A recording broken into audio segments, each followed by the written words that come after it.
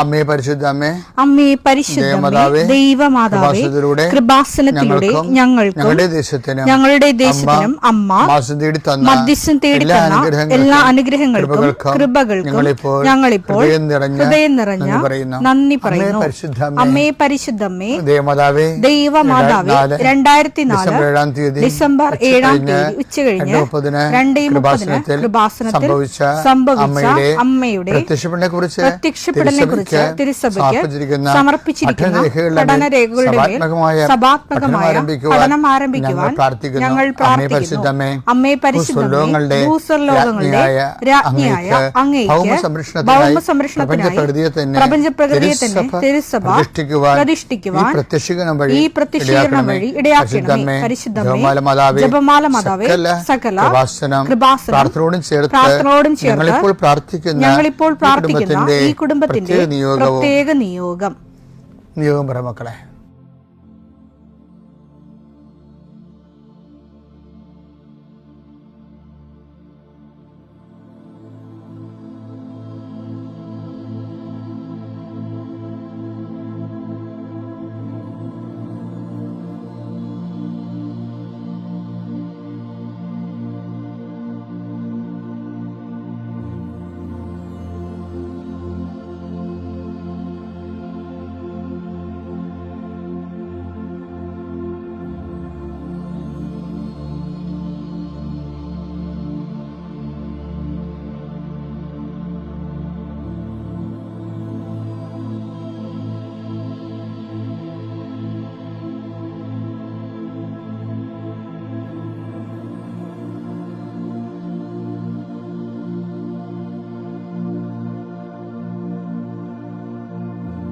അമ്മയുടെ പ്രത്യക്ഷീകരണത്തിന്റെ ഈ അനുഗ്രഹവേളയിൽ ഞങ്ങൾക്ക് സാധിച്ചു തരുവാൻ കനിയണമേ. ആമേൻ. വിശ്വാസ പ്രമാണം.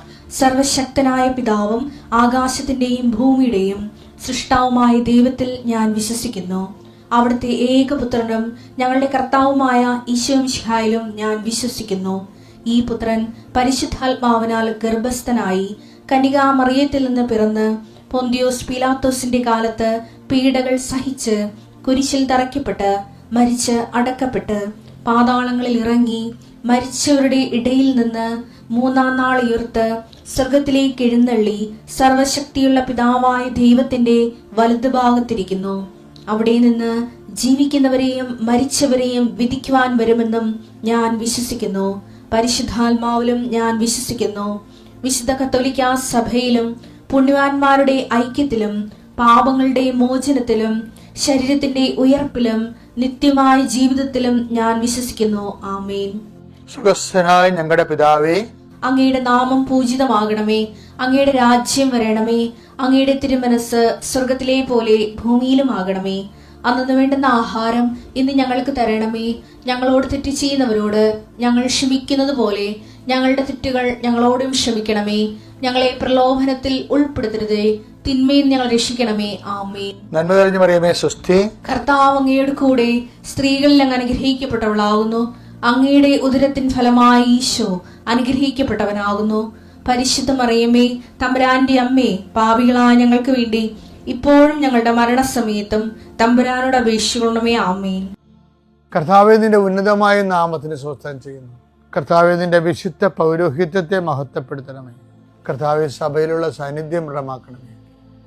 39 വർഷം ഞാൻ അർപ്പിച്ച കൃപാന്റെ യുഗതിയായി കൃപാസ്ഥാന ജീവനോടെ പ്രത്യക്ഷപ്പെട്ട മാതാവിന്റെ മാധ്യസ്ഥയിൽ അത്താറയിൽ നടന്ന 10,000 ആരാധന ശക്തിയാൽ കൃപാസനത്തിൽ നടന്ന റാലിയുടെ ലക്ഷക്കണക്കിന് ജപമാല പ്രാർത്ഥനയുടെ ശക്തിയാൽ അങ്ങയുടെ മക്കൾക്ക് വേണ്ടി പ്രാർത്ഥിക്കുന്നു. പ്രത്യേകിച്ച് പ്രാർത്ഥനയിൽ തളർന്നു പോയവരെ, പ്രത്യേകിച്ച് പ്രാർത്ഥനയിലെ ബലം നഷ്ടപ്പെട്ടു പോയവർ, അവരുടെ ജീവിതത്തിന് സങ്കടങ്ങളും ദുരിതങ്ങളും കാരണം പ്രാർത്ഥിക്കാൻ പോലും മനസ്സ് തോന്നാത്തവർക്ക് ഈ പ്രാർത്ഥന കൊണ്ട് ഞാൻ നിന്നെ ആശീർവദിക്കുന്നു.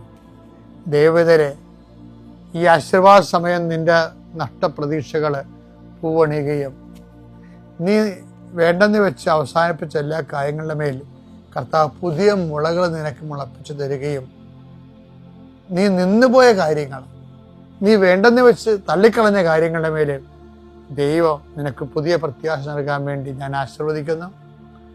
പിതാപുത്രനും പരിശുദ്ധാത്മാശ്വരം നീക്കാം. എൻ്റെ പ്രിയപ്പെട്ടവരെ, ദൈവ ആഭിമുഖ്യത്തിലും ആത്മബന്ധത്തിലും വളരുന്നതിന് വേണ്ടിയുള്ള ചില ടിപ്സുകളൊക്കെയാണ് എൻ്റെ കൊച്ചു ജീവിതത്തിൽ ഞാൻ അനുഭവിച്ചിട്ടുള്ള മനസ്സിലാക്കിയിട്ടുള്ളതും ഉള്ള കാര്യങ്ങളാണ് ഞാൻ നിങ്ങൾക്ക് പറഞ്ഞു തരുന്നത്. ഞാൻ നിങ്ങളെ ശ്രദ്ധിച്ച് കാണും, വേറെ വിശുദ്ധന്മാരെയോ അല്ലെങ്കിൽ വേറെ മനുഷ്യരുടെ അനുഭവങ്ങളൊന്നും അങ്ങനെ പറയാറില്ല. അപ്പോൾ എൻ്റെ ബോധ്യത്തിൽപ്പെട്ട കാര്യങ്ങളാണ് പറയുന്നത്. എൻ്റെ ബോധ്യങ്ങളിൽപ്പെട്ട കാര്യങ്ങൾ പറയുന്നതിൻ്റെ ഉദ്ദേശം നിങ്ങളും അത് കേട്ട് ആധ്യാത്മ ജീവിതം നമ്മൾ പറയുന്ന ഭക്തജീവിതം അല്ല, അതിൻ്റെ അപ്പുറത്ത് ദൈവമായിട്ട് ആധ്യാത്മ ജീവിതത്തിൻ്റെ പ്രധാനപ്പെട്ട ഒബ്ജക്റ്റ് എന്ന് പറയണത്, ലക്ഷ്യമെന്ന് പറയണത് ദൈവം തന്നെയാണ്, നമ്മളല്ല. ശരിക്കും ഇപ്പോഴും നമ്മുടെയൊക്കെ പ്രാർത്ഥനാ ജീവിതത്തിൽ പല ആൾക്കാരും പ്രാർത്ഥന ജീവിതം എന്നൊക്കെ പറയുന്നുണ്ടെങ്കിലും നാട്ടുപ്രാർത്ഥനാ ജീവിതം എന്ന് പറയണത് സന്യസ്തരുടെ സമർപ്പിത പ്രാർത്ഥനാ ജീവിതമല്ല. നാട്ടുപ്രാർത്ഥനാ ജീവിതം എന്ന് പറയണത് നാട്ടുകാർ അവരുടെ ആവശ്യങ്ങൾക്ക് വേണ്ടി പ്രാർത്ഥിക്കുന്ന അവർക്കാണ് അവിടെ പ്രാധാന്യം. അവിടെ ദൈവത്തിന് വലിയ പ്രാധാന്യം ഇല്ല. വെച്ചാൽ അവർക്ക് അവർ വിചാരിക്കുന്ന കാര്യം നടന്നില്ല എന്നുണ്ടെങ്കിൽ അവർ പ്രാർത്ഥന കുറക്കുന്നുണ്ടല്ലോ. ശരിയല്ലേ? നിങ്ങൾ വിചാരിക്കുന്ന കാര്യങ്ങൾ നടന്നില്ല എന്നുണ്ടെങ്കിൽ പ്രാർത്ഥന കുറക്കുമ്പോൾ അതിൻ്റെ അർത്ഥം എന്താ? അവിടെ ആ പ്രാർത്ഥനാ ജീവിതത്തിൽ നിങ്ങൾക്കാണ് പ്രാധാന്യം എന്നാണ് എൻ്റെ അർത്ഥം. ദൈവത്തിന് 2ാം സ്ഥാനമേ ഉള്ളൂ. അപ്പം അത് എപ്പോഴും ഇതിനകത്ത് പ്രാർത്ഥനാ ജീവിതത്തിൻ്റെ നാട്ടുപ്രാർത്ഥനാ ജീവിതത്തിൻ്റെ അപകടം അത് തന്നെയാണ്. കാര്യം ദൈവത്തിന് ഈ ഉടായിപ്പ് അറിയാം. കാര്യം നിങ്ങൾ അനുഗ്രഹം കൊടുത്തില്ല എന്നുണ്ടെങ്കിൽ നിങ്ങൾ കള്ളന്മാർ ചവിട്ടും എന്നൊക്കെ അറിയാം. അപ്പം ദൈവത്തിന് നമ്മളെ വിശ്വസിക്കാൻ പറ്റുന്നില്ല. അതൊരു വല്ലാത്തൊരു ട്രാജഡിയാണ്. യോഹന്നാൻ 2:24 യേശുവാകട്ടെ അവരെ വിശ്വസിച്ചില്ല. കാരണം അവൻ അവരെല്ലാം അറിഞ്ഞിരുന്നു. മനുഷ്യനെ പറ്റി ആരുടെയും സാക്ഷ്യം സർട്ടിഫിക്കറ്റ് അവൻ ആവശ്യമായിരുന്നില്ല. മനുഷ്യനിലുള്ളത് എന്താണെന്ന് അവൻ വ്യക്തമായി അറിഞ്ഞിരുന്നു. വളരെ ക്രിസ്റ്റൽ ക്ലിയർ ആയിട്ട് അറിയാവുന്നു. അതുകൊണ്ട് തന്നെയാണ് പല പ്രാർത്ഥനകൾക്കും ദൈവത്തെക്കാൾ പ്രാധാന്യം നമ്മൾക്ക് വരുന്നുണ്ട്. ഇനി ഇതിനെ അട്ടിമറിക്കാൻ, ഇതിനെ അതിജീവിക്കാനുള്ള മാർഗം ദൈവത്തിൻ്റെ പേരിൽ ദൈവത്തിനാണ് പ്രാധാന്യമെന്നുള്ളത് നമ്മുടെ ജീവിതം കൊണ്ട് ദൈവത്തെ ബോധ്യപ്പെടുത്തേണ്ടി വരും. അപ്പോൾ നിങ്ങൾ ചോദിക്കും അതിനെന്ത് ചെയ്യുമെന്ന്. അതിനൊരു ചെറിയ ടിപ്പുണ്ട്. എന്ന് വെച്ച് കഴിഞ്ഞാൽ നിങ്ങളെ യാതൊരുവിധ പേയ്മെൻറ്റും പ്രതീക്ഷിക്കാതെ ഒത്തിരിയേറെ അധ്വാനങ്ങൾ ഈ വിഷയത്തിൽ ഒത്തിരിയേറെ ഈ വിഷയത്തിൽ വിശ്വാസങ്ങൾ നിക്ഷേപിക്കണം. പേയ്മെൻറ്റോ ഇൻട്രസ്റ്റോ ഒന്നും പ്രതീക്ഷിക്കരുത്. നിങ്ങൾക്കിന്ന് അതായത് പ്രത്യുപകാരമോ പ്രതിഫലം പ്രതീക്ഷിക്കാതെ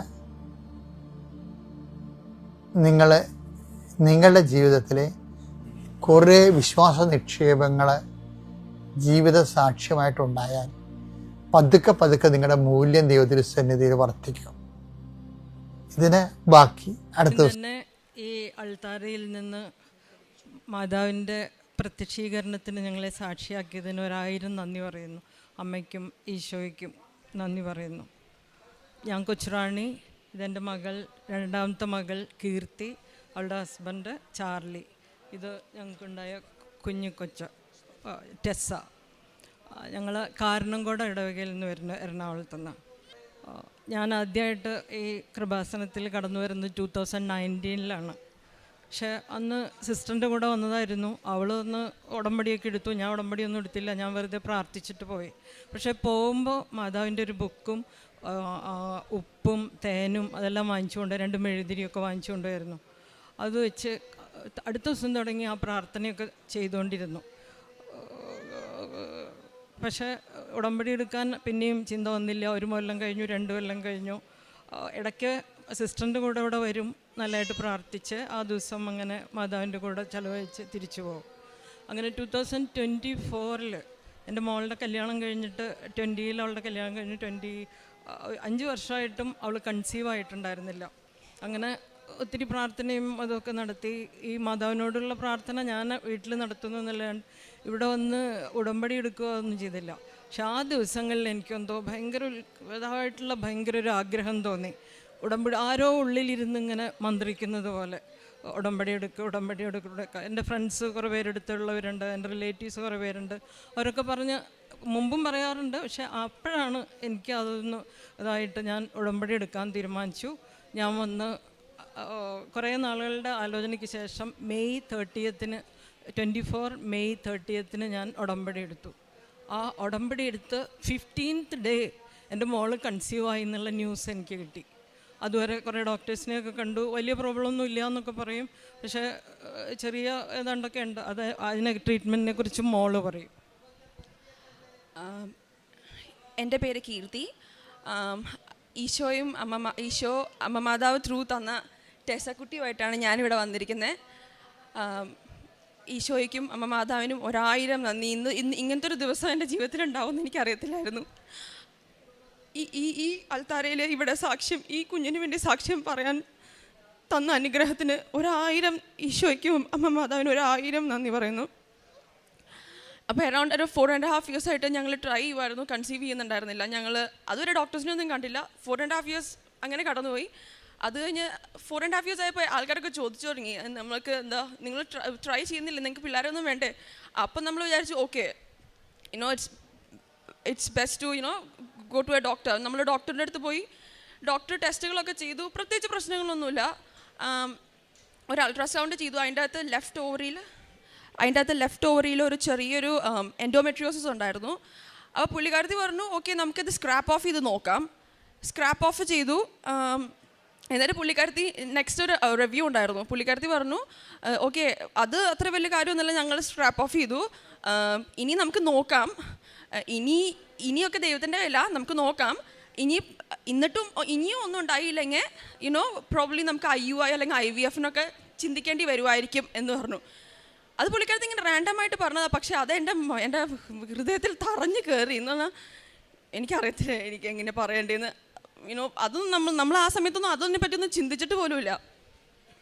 അപ്പം അങ്ങനെ ഭയങ്കര വേവലാതിയും വിഷമവും, എവിടെ പോകണം, ആരുടെ അടുത്ത് പോകണം, എന്ത് ചെയ്യണമെന്നൊന്നും അറിയത്തില്ല. പ്രാർത്ഥിക്കുമായിരുന്നു, നല്ലതായിട്ട് പ്രാർത്ഥിക്കുമായിരുന്നു.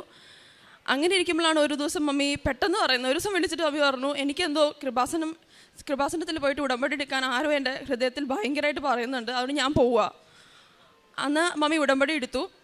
അത് കഴിഞ്ഞിട്ട് അന്ന് തൊട്ട് മമ്മി എനിക്ക് അച്ഛൻ്റെ ഉടമ്പടി ധ്യാനത്തിൻ്റെ കുറച്ച് ക്ലിപ്സൊക്കെ അയച്ചു വരുമായിരുന്നു. അതുപോലെ ജപമാല ഞാൻ നല്ലതായിട്ട് ചെല്ലുമായിരുന്നു. അങ്ങനെ ഇരിക്കെ മമ്മി ഉടമ്പടി എടുത്ത 15th day I am getting a news that I've conceived. അപ്പോൾ ഒരു രോഗം നമ്മുടെ മേത്തുണ്ടെങ്കിൽ നമുക്കറിയാം, അത് ട്രീറ്റ് ചെയ്ത് മാറും, അപ്പം നമുക്ക് കുട്ടിയുണ്ടാവും. ഇതൊന്നും പ്രശ്നമൊന്നും ഇല്ലാതെ നമ്മൾ എന്താ ചെയ്യാൻ നമുക്കറിയത്തില്ല. അങ്ങനത്തെ ഒരു അവസ്ഥയിലാണ് മാതാവ് ഇറങ്ങി വന്ന് ഈ കുഞ്ഞുവാവേനെ ഞങ്ങൾക്ക് തന്നത്. സോ ഇതിന് എത്ര നന്ദി പറഞ്ഞാലും മതിയാവത്തില്ല. അതുപോലെ തന്നെ ത്രൂ ഔട്ട് ദ പ്രഗ്നൻസി ഒരു പ്രശ്നം ഉണ്ടായിരുന്നില്ല. ഡെലിവറി പെർഫെക്റ്റ്ലി എല്ലാം ഓൾ റൈറ്റാണ്. ബേബി ഹെൽത്തി ആയിരുന്നു. ഡെലിവറി കഴിഞ്ഞ് കുറച്ച് മാസങ്ങൾക്ക് ശേഷം എനിക്ക് കുറച്ച് പ്രശ്നങ്ങളും ഇഷ്യൂസൊക്കെ ഉണ്ടായിരുന്നു, കുറച്ച് ട്രീറ്റ്മെൻറ്റിലൊക്കെ ആയിരുന്നു. അപ്പോൾ ആ സമയത്ത് അങ്ങനത്തെ ഒരു ഇഷ്യൂ ഉണ്ടായപ്പോൾ എഗെയിൻ എനിക്കറിയത്തില്ല എന്താ ചെയ്യണ്ടേ. മമ്മി അപ്പോൾ പെട്ടെന്ന് പറഞ്ഞു നീ ഉടമ്പടി എടുക്കുക, ചിലപ്പോൾ മാതാവ് അതിന് വേണ്ടിയായിരിക്കും ഉടമ്പടി എടുക്കുക. അപ്പോൾ എനിക്ക് അറിയത്തില്ലായിരുന്നു സത്യം പറഞ്ഞാൽ എനിക്കത് ചെയ്യാൻ പറ്റുമോ, എന്നെക്കൊണ്ട് അത് പറ്റുമോ. നമ്മൾ നല്ലതായിട്ട് പ്രാർത്ഥിക്കണമെന്നൊക്കെ ചെയ്യുന്നതൊക്കെ ആൾക്കാരാണ്. പക്ഷേ എന്നാലും ഇത് സ്ട്രിക്റ്റായിട്ട് ഫോളോ ചെയ്യുന്ന കാര്യങ്ങൾ എന്നെക്കൊണ്ട് ചെയ്യാൻ പറ്റുമോ, എടുത്തു കഴിഞ്ഞിട്ട് ഫ്ലോപ്പായി കഴിഞ്ഞാൽ എനിക്കത് പറ്റത്തില്ല. അങ്ങനെ പ്രാർത്ഥിച്ച് രണ്ടും കൽപ്പിച്ച് ഒരു ദിവസം അപ്പോൾ ഇങ്ങനെ ഈ ഇങ്ങനെ അസുഖം വന്നു എന്ന് അറിഞ്ഞപ്പോൾ തൊട്ട് ഞങ്ങൾക്ക് അറിയത്തില്ല എവിടേക്കാണ് പോകേണ്ടത്, എങ്ങനെയാണ് ചെയ്യേണ്ടത്. കുറേ ആൾക്കാർ അത് പറയുന്നുണ്ട്. കുറേ ആൾക്കാർ, ഞങ്ങൾ ഓസ്ട്രേലിയയിലാണ്, അപ്പോൾ കുറേ ആൾക്കാർ പറഞ്ഞു നാട്ടിൽ വായോ. ചില ആൾക്കാർ പറഞ്ഞു ഓസ്ട്രേലിയയിൽ തന്നെ നിൽക്ക്, ഏത് ഡോക്ടറിൻ്റെ അടുത്ത് പോകണം ഒന്നും അറിയത്തില്ലാത്ത അവസ്ഥയായിരുന്നു. അങ്ങനെ ഇരിക്കെ ഒരു ദിവസം ഞങ്ങൾക്ക് ഒരു ഡോക്ടറിൻ്റെ പേര് കിട്ടി. ഞങ്ങൾ രണ്ടും കൽപ്പിച്ച് എല്ലാവരും പറഞ്ഞു നല്ല ഡോക്ടറാണ്, പക്ഷെ ഞങ്ങൾക്ക് അറിയത്തില്ലായിരുന്നു ഈ ഡോക്ടറിൻ്റെ അടുത്ത് തന്നെ പോകണോ. അപ്പം ഞങ്ങൾ വിചാരിച്ചു എന്നാൽ പിന്നെ പ്രാർത്ഥിക്കാം. അങ്ങനെ ഒരു ദിവസം ഞങ്ങളൊരു രാവിലെ ഡെയിലി ബ്രെഡ്, അച്ഛൻ്റെ ഡെയിലി ബ്രെഡ് ടോക്ക് ജസ്റ്റ് സ്റ്റാർട്ടിങ്ങിൽ ഞങ്ങൾ എല്ലാവരും മനസ്സിൽ ആ ഡോക്ടറിൻ്റെ പേര് വെച്ച് ഞങ്ങൾ സമർപ്പിച്ച് പ്രാർത്ഥിക്കുവാണ്. ജസ്റ്റ് ആ അച്ഛൻ ടോക്ക് സ്റ്റാർട്ട് ചെയ്ത ആ നിമിഷം ഞങ്ങളുടെ ആൽഫ്രെസ്കോ, ഞങ്ങൾ ഇരിക്കുന്നതിൻ്റെ തൊട്ടപ്പുറത്തുള്ള ഒരു ആൽഫ്രെസ്കോയിൽ മാതാവിൻ്റെ ഒരു റെയിൻബോ വന്നു. അത് കഴിഞ്ഞ് അച്ഛൻ കറക്റ്റ് ടോക്ക് കഴിഞ്ഞ് എന്ന് പറഞ്ഞാൽ ടി വിയിൽ അച്ഛൻ്റെ ടോക്ക് കറക്റ്റ് കഴിഞ്ഞ ആ സമയത്ത് ആ റെയിൻബോ അപ്രത്യക്ഷമായി. അപ്പോൾ ഞങ്ങൾക്ക് മനസ്സിലായി it is a green signal from Mother Mary. അപ്പോൾ ഞങ്ങൾ വിചാരിച്ചു okay, Mother Mary green signal തന്നു, let's go. And trust me, ആ എൻറ്റയർ പ്രോസസ്സ് ഒരു 4 to 6 months ഉണ്ടായിരുന്നു. എനിക്കറിയത്തില്ല അതെങ്ങനെയാണ് പോയെന്ന്. എനിക്ക് സത്യം സമയം കിട്ടും. I was busy with Tessa. പക്ഷേ എനിക്കറിയത്തില്ല അമ്മ മാതാവ് എന്നെ ഇങ്ങനെയാണ് കൊണ്ടുപോയത്. ഇങ്ങനെ ഉള്ളം കയ്യിൽ വെച്ചിട്ടാണ് അമ്മ മാതാവ് എന്നെ കൊണ്ടുപോയത്. അപ്പോൾ എല്ലാത്തിനും, എല്ലാ അനുഗ്രഹങ്ങൾക്കും പറയാനാണെങ്കിൽ 1000 അനുഗ്രഹങ്ങൾ അമ്മ മാതാവ് ഈ ഫുൾ ജേർണിയിൽ തന്നിട്ടുണ്ട്. അപ്പോൾ എന്താണെങ്കിലും അമ്മ മാതാവിനും ഈശോയ്ക്കും അമ്മ മാതാവിനും 1000 കോടാനുകോടി നന്ദി. അതുപോലെ ഞങ്ങൾക്ക് ബ്രിസ്ബെയിനിൽ ഒരു കൃപാസനത്തിൻ്റെ ഗ്രൂപ്പുണ്ട്. അപ്പോൾ അവിടെ ഞങ്ങൾക്ക് കൃപാസനം റാലിയൊക്കെ ഉണ്ടായിരുന്നു. അപ്പോൾ ഞങ്ങൾ ജോയിൻ ചെയ്തിട്ടുണ്ടായിരുന്നു. ഞാൻ വൺ ഓഫ് ദ ലീഡറാണ് ആ ഗ്രൂപ്പിൻ്റെ. അതുപോലെ പത്രം കൊടുക്കലാണെങ്കിലും ഞങ്ങൾ മെയിൻലി മലയാളികൾക്കൊന്നും പത്രം കൊടുക്കാറില്ല. അവിടെ ഞങ്ങൾ മെയിൻലി ഇംഗ്ലീഷുകാരെ നോക്കും, അവർക്ക് പത്രം കൊടുക്കും. ഡീറ്റെയിൽഡ് ആയിട്ട് എക്സ്പ്ലെയിൻ ചെയ്ത് നമ്മുടെ ടെസ്റ്റിമോണീസൊക്കെ എക്സ്പ്ലെയിൻ ചെയ്ത് അവർക്ക് ബോധ്യം വരുത്തിയിട്ടേ നമ്മൾ പത്രം കൊടുക്കത്തുള്ളൂ. അപ്പോൾ നമുക്ക് ചിലപ്പോൾ ഒരു അരമണിക്കൂറൊക്കെ നിന്ന് നമ്മൾ സംസാരിക്കും അവരോട്. അവർ അത്രയും ഹാപ്പിയാണ്. എന്താണ് മോസ്റ്റ് ഓഫ് ദി ആൾക്കാർ ഹാപ്പിയാണ്. അത് റിസീവിങ് എൻഡിലത്തെ ആൾ ഹാപ്പി ആണെങ്കിൽ മാത്രമേ നമുക്ക് അത്രയൊക്കെ ചെയ്യാൻ പറ്റത്തുള്ളൂ. അപ്പോൾ അവർ ഫുൾ നിന്ന് അത് കേട്ട് താങ്ക് യു പറഞ്ഞിട്ടാണ് പത്രം വാങ്ങിക്കാറ്. അതുപോലെ തന്നെ ഞങ്ങൾ കാരുണ്യ പ്രവൃത്തിയായിട്ട് ഞങ്ങൾ ഇവിടെ ട്രിവാൻഡ്രത്ത് ഒരു എൽഡോസ് എന്ന് പറഞ്ഞിട്ടൊരു സദനമുണ്ട്. അവിടെ വയ്യാത്ത ആൾക്കാരാണ്. അപ്പോൾ അവിടെ ഞങ്ങൾക്ക് പറ്റുന്ന ഒരു എമൗണ്ട് എല്ലാ മാസവും കൊടുക്കാറുണ്ട്. അതുപോലെ തന്നെ ഞങ്ങളുടെ നിയർ ബൈ ആൾക്കാർക്ക്, ഫ്രണ്ട്സിന്, ഫാമിലീസിന്, നമുക്ക് അറിയാത്ത ആൾക്കാർ ഞങ്ങൾക്ക് പറ്റുന്ന രീതിയിൽ മാക്സിമം നമ്മൾ ചെയ്യാൻ ട്രൈ ചെയ്യാറുണ്ട്. ബാക്കി മമ്മി പറയും. പിന്നെ ഞങ്ങൾ നാഗ്പൂരിലായിരുന്നു. ഞാൻ കേന്ദ്രീയ വിദ്യാലയത്തിലെ ടീച്ചറായിരുന്നു. റിട്ടയർ ചെയ്തു ഇപ്പം. അപ്പം അവിടെ വെച്ച് കുറച്ച് ഹസ്ബൻഡും ഞാനും അവിടെയായിരുന്നു വർക്ക് ചെയ്തുകൊണ്ടിരുന്നത്. അതിൻ്റെ ഇടയിൽ ഹസ്ബൻഡ് ഒരു ആക്സിഡൻറ്റിൽ മരിച്ചു. അപ്പം ആ സമയത്ത് കുറേ പ്ലോട്ടുകൾ അവിടെ വാങ്ങിച്ചിട്ടുണ്ടായിരുന്നു. ഞാൻ റിട്ടയർമെൻറ്റ് കഴിഞ്ഞ് ഇങ്ങോട്ട് പോന്നു. പിന്നെ അവിടെ നോക്കാനും പിടിക്കാനും ആരും റിലേറ്റീവ്സും ആരുമില്ല. അപ്പം അതിങ്ങനെ അന്യാധീനപ്പെട്ട പോലെ കിടക്കുക. ഞാൻ ഒത്തിരി ഫ്രണ്ട്സിനെ വെച്ചു, ഏജൻസിനെ വെച്ചു, ഒക്കെ നോക്കി ഒരു രക്ഷയില്ല. പിന്നെ ഉടമ്പടി എടുത്തപ്പോൾ ഒരു നിയോഗം ഞാൻ അതായിരുന്നു വെച്ചേ, എൻ്റെ മാതാവേ, മക്കൾക്ക് അർഹതപ്പെട്ടത് അന്യാധീനപ്പെട്ട് പോകാതെ അവർക്ക് കിട്ടണേ, അതിനുവേണ്ടി അമ്മ എന്തെങ്കിലും ചെയ്യണമെന്ന് അങ്ങനെ പ്രാർത്ഥിച്ച് ഞാൻ ഈ ഉടമ്പടി എടുത്തു. 90 ദിവസം ആയില്ല. അതിൻ്റെ മുമ്പേ ഞാൻ മൂത്തമോളുടെ കൂടെ US-ലായിരുന്നു. ആ നാഗ്പൂരിൽ നിന്ന് ഒരാൾ ഫോൺ ചെയ്തേക്കാം, മേഡം ഇങ്ങനെ പ്ലോട്ട് ഉണ്ടല്ലോ, ഞങ്ങൾ ഇൻട്രസ്റ്റഡ് ആണ്. അപ്പോൾ ഞാൻ നിങ്ങൾക്ക് ആരാണ് എന്താണ് ഇവിടുന്ന് നമ്പർ കിട്ടിയെന്ന് പറഞ്ഞപ്പോൾ അത്ര നാളും ഫെൻസിങ് ഒക്കെ ചെയ്ത് ആ ഇത് വയ്ക്കില്ല, പ്ലോട്ട് ബിലോങ്സ് ടു എന്ന് പറഞ്ഞാൽ ആ ബോർഡൊക്കെ തല്ലി തകർത്തു എന്നൊക്കെ ന്യൂസ് ഞാൻ കേട്ടിട്ടുണ്ട്. അന്നൊന്നും ആരും വിളിച്ചില്ല. ഈ തല്ലി തകർന്ന പ്ലോട്ടിൽ മണ്ണ് പറ്റിക്കിടന്ന് അതിൽ നിന്ന് നമ്പർ കിട്ടി. അയാൾ വിളിച്ച് വേറൊരാൾ മത്സരബുദ്ധിയോടെ അതിനുവേണ്ടി തർക്കിച്ച് അങ്ങനെയൊക്കെ ആയി.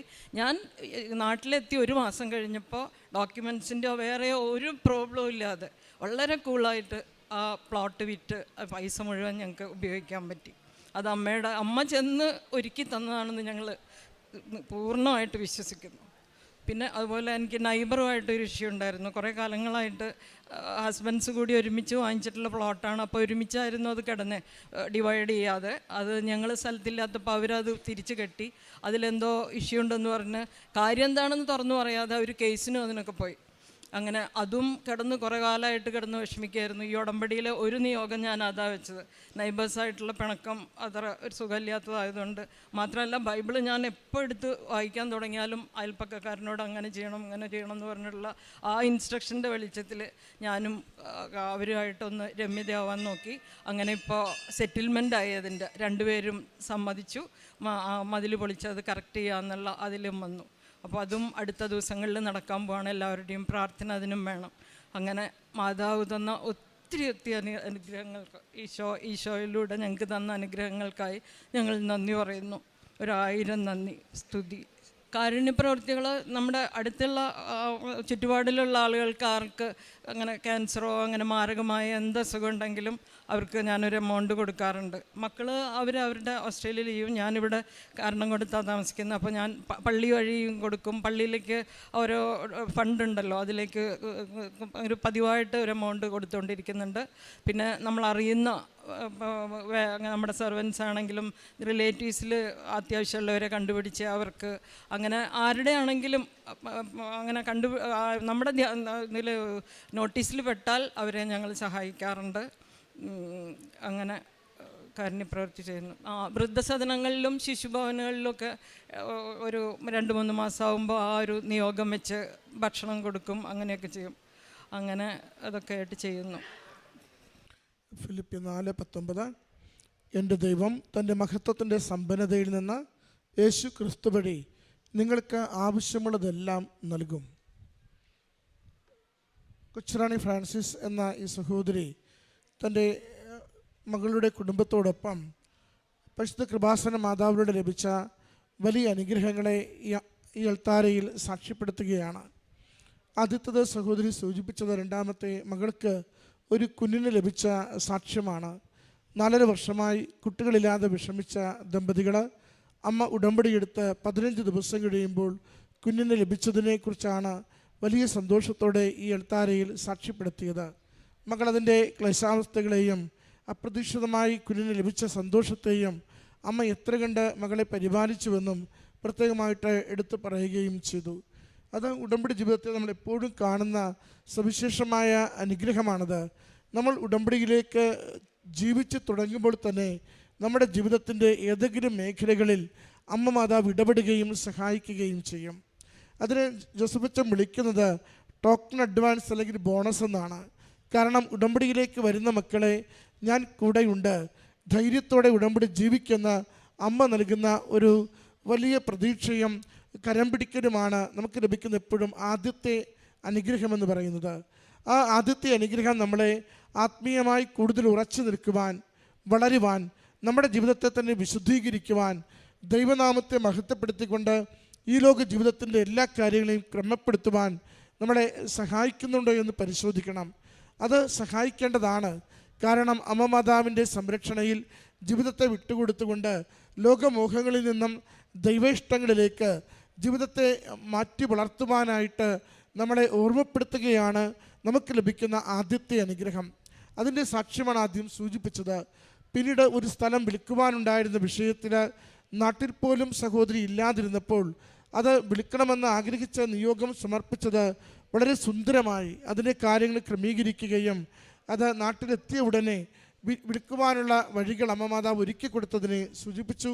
അയൽപക്ക വഴക്ക് സ്ഥലസംബന്ധമായിട്ടുള്ളത് അതിൻ്റെയും പരിഹാരം അമ്മ മാതാവ് നൽകിയതിനെയാണ് ഈ വാക്കുകളിൽ ഇവിടെ സാക്ഷ്യപ്പെടുത്തിയത്. ഉടമ്പടി എടുത്ത് രണ്ടാമത്തെ പുതുക്കലാണിത്. പക്ഷേ ഉടമ്പടി എടുത്ത് ജീവിച്ച ചുരുങ്ങിയ നാളുകൾ കൊണ്ട് തന്നെ ജീവിതത്തിൻ്റെ ഗൗരവമുണ്ടായിരുന്ന പ്രധാന നിയോഗങ്ങളെല്ലാം അമ്മ മാതാവ് ഏറ്റെടുക്കുകയും കുടുംബത്തിന് അനുഗ്രഹമാക്കി നൽകിയതിനെയാണ് സാക്ഷ്യപ്പെടുത്തുന്നത്. പ്രിയമുള്ളവരെ, ഉടമ്പടി ജീവിതം ദൈവത്തിന് നമ്മളെ തന്നെ ഉടമപ്പെടുത്തിക്കൊണ്ട് കുറേ കൂടി ദൈവസന്നിധിയിൽ നമ്മുടെ ജീവിതത്തെ പരിശോധിച്ചുകൊണ്ട് അതിൻ്റെ കുറവുകളെ പരിഹരിച്ച് കൂടുതൽ എളിമയിലും വിശുദ്ധിയിലും വിശ്വസ്തതയിലും ജീവിതം നയിക്കുവാൻ നാം തീരുമാനിക്കുമ്പോൾ ഏത് ക്ലേശമേറിയ വിഷയത്തിന്മേലും ദൈവികമായ സാന്നിധ്യവും ഇടപെടലും നമുക്ക് ലഭിക്കുമെന്ന് നമുക്ക് ഉറപ്പ് തരുന്നതാണ്. അതുകൊണ്ട് ഉടമ്പടി നമുക്കെപ്പോഴും അനുഗ്രഹത്തിൻ്റെ വഴിയാണ് തുറക്കുന്നത്. ഉടമ്പടി നമുക്കെപ്പോഴും നാം ജീവിക്കുന്ന ജീവിതത്തെ അല്പം കൂടി ഒന്ന് മെച്ചപ്പെടുത്തുവാനുള്ള പരിശോധനകളിലേക്കാണ് നമ്മളെ ഓരോരുത്തരെയും നയിക്കുന്നത്. ഉടമ്പടി ലോകത്തിൻ്റെ ഏതൊരു ശക്തിക്കും അപ്പുറം ദൈവത്തിന് നമ്മുടെ ജീവിതത്തിന് മേൽ ഉടമസ്ഥതയും ശക്തിയുമുണ്ടെന്ന് നമ്മളെ ഓർമ്മിപ്പിക്കുകയാണ് ചെയ്യുക. അതിൻ്റെ സാക്ഷ്യങ്ങളാണ് ഈ കുടുംബം ഈ അൾത്താരയിൽ പങ്കുവച്ചത്. ഈ കുടുംബത്തിന് ലഭിച്ച ഈ അനുഗ്രഹങ്ങൾക്ക് അമ്മ മാതാവിനും തിരുക്കുമാരനും നന്ദി പറഞ്ഞുകൊണ്ട് കരങ്ങളടിച്ച് ഈ സാക്ഷ്യം നാമത്തിന് സ്തുതി. മാതാവിനും ഈശോയ്ക്കും ഒത്തിരി ഒത്തിരി നന്ദി. എൻ്റെ പേര് ലിജി. ഞാൻ അങ്കമാലിയിലാണ് എൻ്റെ വീട്. ഞാൻ വർക്ക് ചെയ്യുന്നത് ഓസ്ട്രേലിയയിൽ വാഗയിലാണ്. എനിക്ക് 2023 നവംബറിൽ പെട്ടെന്നൊരു സർജറി വേണ്ടി വന്നു. ബവൽ ഒബ്സ്ട്രക്ഷൻ കാരണമായിരുന്നു. ആ സർജറിയുടെ റിസൾട്ട് വന്നത് പോസിറ്റീവ് ക്യാൻസർ എന്നായിരുന്നു. അപ്പോൾ ഭയങ്കര വിഷമമാകുകയും വീട്ടിലുള്ളവരോട് വിളിച്ചു പറയുകയും, അപ്പോൾ ചേച്ചി കൃപാസനം മാതാവിൻ്റെ അടുത്ത് എന്നും വരാറുണ്ടെന്നറിയാം, ചേച്ചിയോട് പ്രാർത്ഥിക്കണമെന്ന് പറഞ്ഞു. അതിനുശേഷം ഈ പോസിറ്റീവായ ക്യാൻസറിന് കീമോതെറാപ്പി വേണമെന്നും 12 സൈക്കിൾ 6 മാസത്തോളം കീമോതെറാപ്പി വേണമെന്നും പറഞ്ഞു. അപ്പോൾ ചേച്ചി പറഞ്ഞു പേടിക്കൊന്നും വേണ്ട, ചേച്ചി ഉടമ്പടി എടുക്കും. ചേച്ചി അതിനുശേഷം അയച്ചു തന്ന സാക്ഷ്യം കാണുകയും ജോസഫ് അച്ഛൻ്റെ ധ്യാനം ഞങ്ങൾ കുടുംബത്തോടൊപ്പം കേൾക്കുകയും മാതാവിനോട് ഞങ്ങൾക്ക് വിശ്വാസമുണ്ട്. ഞങ്ങൾ കൊന്ത ചെല്ലും, എന്നാലും ഇതൊരിച്ചിരി എല്ലാ കാര്യങ്ങളിലും നമ്മൾ പുറത്തൊക്കെ ആയിരിക്കുമ്പോൾ തിരക്കുണ്ട്, അതുണ്ട് ഇതുണ്ടെന്നൊക്കെ പറഞ്ഞുകൊണ്ട് ഒരിച്ചിരി കൊന്ത ചെല്ലാനൊക്കെ ബുദ്ധിമുട്ടുണ്ടായിരുന്നത് എല്ലാം മാറ്റിവെച്ച് ഒന്നിച്ചിരുന്ന് കൊന്ത ചെല്ലാനും പ്രാർത്ഥിക്കാനും തുടങ്ങി.